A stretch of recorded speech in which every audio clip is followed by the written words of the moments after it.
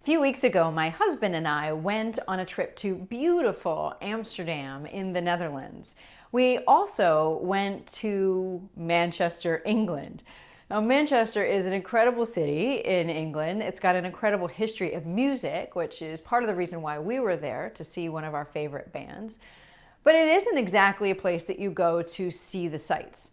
But we had a day in between two concerts by that band, Elbow, and so we asked a friend of ours that lived in Manchester what to go see. His answer, oh, you have to go see this library.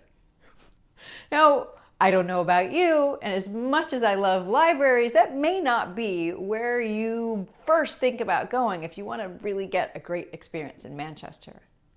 But it turns out that library has an incredible story of an enduring and powerful red thread.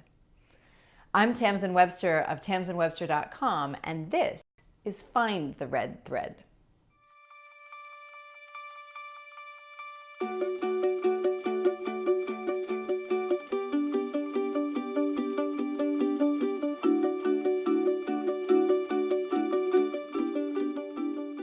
While we did make a stop to see Manchester's Central Library, that wasn't the one that was really at the top of our friend Andy's list.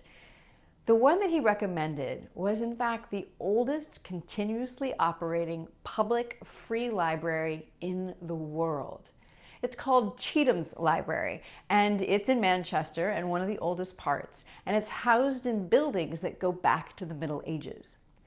The library itself was founded by a man named Humphrey Cheatham, and he founded it in the 16th century, in the 1500s.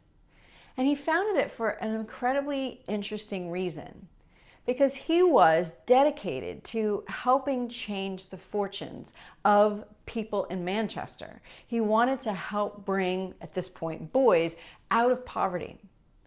That was his goal. And the problem, as he saw it, was that there wasn't any obvious, easy way to do it, except if they had knowledge. He believed the problem was simply one of access, that the more that people had access to knowledge, the better they would be able to do something different with their lives, bring it back to the community, and overall raise Manchester up. So this was the core of his idea. The core of his idea was, with access, we gain something that we will never, ever lose. In fact, it's captured in his family motto, which was, apologies to the Latin scholars out there, but it's quod tuum tene, what you have, hold. Now, I love that. And it might be tempting to think that that means hold on to everything that you accumulate in life. But for Humphrey Cheatham, it had a very, very specific message, which was anything that you learn, anything that you are, your knowledge, your morals, your values, those are things that no one can ever take away from you. Once you have them, they're yours. So what you have, hold. The change that he was trying to enact was lifting these young children up out of poverty. But we all have that experience, I think, that when that realization happens, when we've got a new perspective on something, it can radically change forever how we see a situation. What does all of this have to do with you and anything else? Because what is this library in Manchester all about? Because I think that whether we are individuals or we are representatives of corporations or both, what we're trying to figure out is how is it that we can make an enduring mark on the world? And the challenge is sometimes that it's just not clear how we can do that and whether or not what we have is enough. And so at the core of the idea of the red thread, because it's core to me, is this belief that, as I've said before, you already have everything you need to hold on to. The red thread is built to be enduring because it starts with what you already do and what you already have done. And when you've got clarity around that, it's very easy for people to say, oh, okay, I understand. I want to act on that too.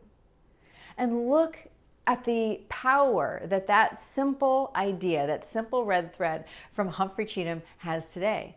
Look at how many other places replicated that. Think about how many public libraries there are in the world today. And it all comes because there was an example set in a small, at the time, town in England 500-600 years ago. That's the power of a red thread. I'm Tamsin Webster of tamsinwebster.com. Now go find your red thread.